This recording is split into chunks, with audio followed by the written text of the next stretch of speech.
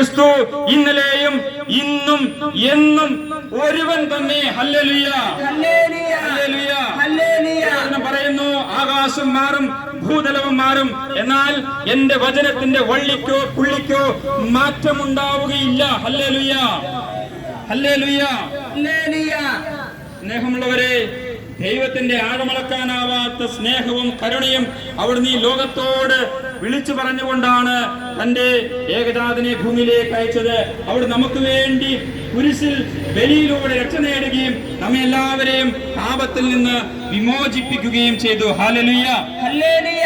അതുകൊണ്ട് അവിടുന്ന് ഈ ലോകത്തില് ജീവിച്ചിരുന്ന് കടന്നു പോകുന്നതിന് മുമ്പായി ഈശോനാഥൻ തന്റെ ശിഷ്യരെ വിളിച്ചു പറഞ്ഞത്, ഈ സുവിശേഷം നിങ്ങൾ ലോകമെങ്ങും പോയി എല്ലാ സൃഷ്ടികളോടും പ്രഘോഷിക്കുവിൻ. Hallelujah, hallelujah. എന്നാൽ ഏക സത്യ ദൈവമായ അവിടുത്തെയും അവിടുന്ന് അയച്ച യേശു ക്രിസ്തുവിനെയും അറിയുക എന്നതാണ് നിത്യജീവൻ. Hallelujah, hallelujah.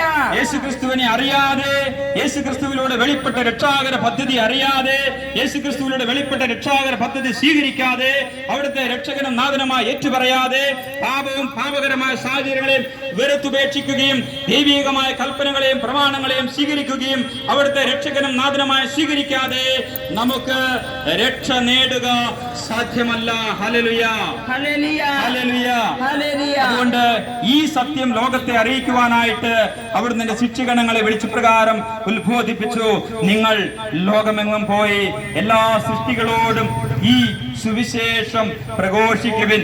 വിശ്വസിച്ച് സ്നാനം സ്വീകരിക്കുന്നവർ രക്ഷിക്കപ്പെടും, വിശ്വസിക്കാത്തവർ ശിക്ഷിക്കപ്പെടും.